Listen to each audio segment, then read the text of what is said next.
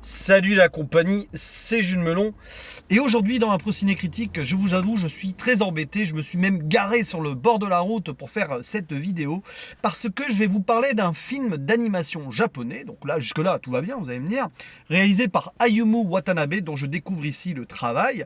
Adapté d'un manga de Daisuke Igarashi. Le titre de ce film, du coup de ce manga aussi, c'est Les Enfants de la Mer. Présenté comme une sorte d'aventure fantastique. Avec d'ailleurs entre autres le directeur artistique du film d'animation Le Conte de la Princesse Kaguya, donc c'est pas n'importe quoi. Et rajouter à cela la composition, la bande son d'un certain Joe Hisaishi, forcément le compositeur préféré d'Hayao Miyazaki et que beaucoup de gens adorent, moi le premier. Alors, embêté, pourquoi? Parce que justement, j'allais me faire plaisir tranquillement, donc avec ce film d'animation, entre aventure et côté fantastique, l'histoire d'une jeune fille prénommée Ruka, un petit peu pas bien dans sa peau, voilà, jeune ado rebelle, avec des parents séparés, avec des camarades qui ne l'acceptent pas forcément, tout ça. Elle a des soucis avec celle-ci, et elle s'ennuie au début des vacances, elle sait pas trop comment elle va faire pour passer son temps, et elle se pose des questions sur le sens de sa vie, tout ça. Bref, c'est une ado. Et un beau jour, elle va à l'aquarium où travaille son père, pour je ne sais plus trop quoi d'ailleurs, et elle va tomber nez à nez avec un enfant, voilà, enfin un ado de son âge, un jeune ado, qui nage parmi les poissons. Enfin voilà, pouf, il plonge et puis il est avec les poissons et tout. Et elle va apprendre que ce jeune garçon, prénommé Umi, est en fait quelqu'un qui a été trouvé très jeune, élevé par des dugons, une sorte de mammifères, machin. Donc c'est un peu comme l'enfant sauvage de Truffaut, mais avec des mammifères marins. Mais bon, il a été éduqué, il parle japonais, enfin il parle, voilà. Et bref, on apprendra des trucs autour de cette personne, forcément, et de son frère qui sera ensuite introduit à l'histoire, un certain Sora, deux enfants étranges, les enfants de la mer, qui vont se révéler avoir une petite connexion, on ne sait trop comment, avec Ruka, la jeune fille. Alors vous allez me dire, mais pourquoi il est embêté en fait? Pourquoi il va même jusqu'à se garer sur le bord de la route? C'est-à-dire qu'il n'est même pas fichu d'attendre d'arriver chez lui pour en parler de ce film. Oui, ça me titillait, voilà, j'ai eu envie de le faire là. Alors que je suis à même pas 5 minutes de chez moi, en fait, c'est complètement ridicule, mais bon, c'est comme ça. Parce qu'en fait, c'est un film fantastique, d'aventure, tout ça, mais pas que. C'est un vrai délire métaphysique et philosophique, ce film, présenté comme une animation pour enfants, mais pas du tout. Pas du tout. Bon, si vous amenez vos enfants, sur les 30 premières minutes, vaguement la première heure, ça va passer. Mais alors, toute la seconde partie, tout le dernier tiers, l'acte final, faites attention que vos gamins pètent pas un plomb. Non, mais attention, hein, toute proportion gardée. C'est juste qu'ils vont rien piger. Même un adulte, moi, voilà, j'ai pas tout compris, loin de là. Je pense que c'est un film qui mérite beaucoup de visionnage et qui est surtout là pour que chacun se fasse sa propre interprétation. C'est vraiment intéressant à ce niveau-là. Mais voilà, arrivé à la fin, on était beaucoup plus proche de la fin d'Evangélion que d'un Miyazaki, si vous voyez ce que je veux dire. Ouais, d'ailleurs, c'est marrant parce que, ayant parlé et revu récemment la fin d'Evangélion et toute la série, il y a quand même des scènes sur la fin qui me rappellent complètement le délire final de cette série culte. Mais bon, je sais pas s'il y a une inspiration là-dessus, ça paraît quand même évident. Alors, je ne vais pas faire de théorie, je vais essayer de rien dire de particulier pour éviter les spoils, je vais balancer quelques thématiques et tout là-dessus, mais bon, délire métaphysique, vous savez déjà qu'en voyant ce film, vous allez vous en mettre plein le cerveau, et ça fait du bien, mais ça travaille aussi un peu. Ce que j'ai quand même aimé, parce que j'ai aimé ce film, voilà, je vous le dis, j'ai beaucoup aimé ce film, même si j'en ressens en mode, ouais, quand même, enfin, ouais, ok, ça va loin, enfin, c'est un délire, quoi. Certains qui auraient l'esprit mal placé, ils disent, oulala, le monsieur, il a pris beaucoup de drogue. Pas forcément, c'est juste qu'il réfléchit beaucoup, tout simplement. Mais j'ai beaucoup aimé parce que l'histoire est touchante. Franchement, l'évolution du personnage de Ruka est très intéressante, je trouve. Il y a clairement une allégorie sur son état de mal-être qu'on a dès le début, sur son état d'adolescence. Clairement, elle manque de confiance en elle.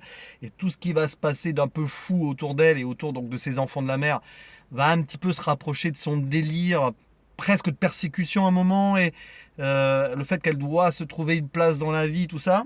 À la rigueur même, je me suis quand même posé une question si tout n'était pas trop dans sa tête. Peut-être, c'est une interprétation, ça ne spoile en rien l'histoire, parce que c'est vrai que ça part un peu tellement dans tous les sens que pourquoi pas cette interprétation-là. Mais c'est vachement bien fait parce qu'on suit donc de son point de vue les choses et on est vraiment pris par l'histoire à travers ce qui lui arrive. Et ce que j'ai donc beaucoup aimé, c'est ça. Les personnages aussi, les deux enfants de la mer sont super sympas à voir, même si on aurait aimé plus de développement peut-être, mais ça fait partie du mystère global, donc je pense que c'est cool. Et l'animation est assez particulière, je trouve. Elle est magnifique dans les détails. Tous les détails de fond marin, oui, parce que forcément ça va se passer beaucoup au niveau de la mer, donc fond marin, vie maritime, aquatique, et tout ce qui est mer, vague et tout, c'est génial. Les reflets, les couleurs, la lumière, parfois même ça se reflète dans les yeux des personnages, qui, on dirait dans chaque œil d'un personnage, il y a la mer, l'océan et même le monde qui y apparaît. D'ailleurs, il y a clairement quelque chose autour de la thématique que je vais aborder là. Et tout est dans les détails un petit peu naturalistes aussi qu'on peut voir. Le film est clairement onirique et poétique sur la nature et tout ce qui nous entoure. C'est très japonais, vous allez me dire, mais c'est magnifiquement fait. On apprend visuellement, on en prend parfaitement. Enfin, on en a pour notre argent, on en prend plein la gueule, quoi. L'animation des personnages est assez, enfin même le design est assez étrange. J'ai pas détesté. C'est pas non plus complètement fou et hors du commun, mais il y a une tonalité particulière qui colle parfaitement, du coup, notamment avec les personnages des enfants de la mer. Surtout l'un d'entre eux, le Sora, qui est très blanc de peau et blond, alors que l'autre, Umi, est plutôt mat de peau et brun. Voilà, c'est un petit peu le yin et le yang. Bon, voilà. Et ouais, les personnages, ils ont surtout au niveau du visage, c'est particulier. Mais je n'ai pas détesté, loin de là. Donc voilà. Et puis, bah, tout ce qui se déroule, quoi. Et les thématiques, parce que les thématiques, quand même, quand on y pense, je disais philosophie, métaphysique, en fait, c'est clairement un délire sur la création de la vie, sur l'univers, comme quoi l'océan est un petit peu ce qu'il y a dans l'océan, c'est un petit peu ce qui se passe dans le ciel, dans l'univers. Il y a ce pont qui est fait entre le ciel et la mer.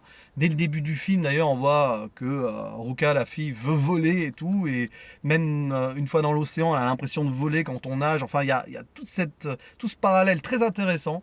Et en gros, clairement, comme quoi on fait tous un, quoi, dans l'univers. On est tous issus de l'univers, quelles que soient les créatures, quels que soient les lieux que l'on visite et tout, ça vient de la même matière. Voilà, grosso modo, il est là le délire. Jusque-là, vous allez me dire, ok, pourquoi pas, mais c'est présenté d'une façon improbable à un certain moment, donc dans l'acte final, dans le grand climax, ce qui est nommé dans le film comme la rencontre, ou je sais plus si c'est la rencontre ou le spectacle, enfin il y a un truc comme ça, bref, la représentation, je crois que c'est ça, voilà, le mot vient de me revenir.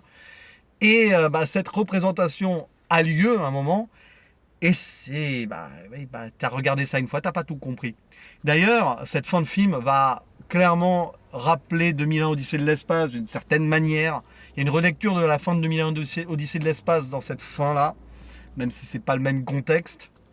Quoique, finalement, vu comme le film présente les choses, on n'en est pas si loin. Voilà, je vais pas en dire plus parce que sinon je rentrerai trop dans les spoils. Déjà là, j'en ai révélé un petit peu trop à mon goût. Laissez-vous porter par cette animation, Les Enfants de la Mer, c'est splendide. Visuellement, ça te fait réfléchir. Moi j'adore ça, mais j'ai envie limite j'aurais envie de le revoir pour encore mieux réfléchir derrière. C'est clairement un film que je reverrai. J'ai une petite pensée particulière pour l'ami Cinémagique qui va adorer ce film-là. Lui qui aime bien réfléchir sur les films, là, il peut écrire 20 pages dessus à l'aise s'il veut, même plus. Pourquoi qu'on peut écrire une thèse sur ce film? Enfin, sur tout ce qui est rapporté aux thématiques de ce film, c'est universel, quoi. C'est un tout. Et voilà, quoi. Bref. Et puis je finirai par une des citations du film qui est issue d'une comptine chantée dans le film, enfin, qui est en rapport avec celle-ci. Une étoile, deux étoiles, la mer à l'origine du monde.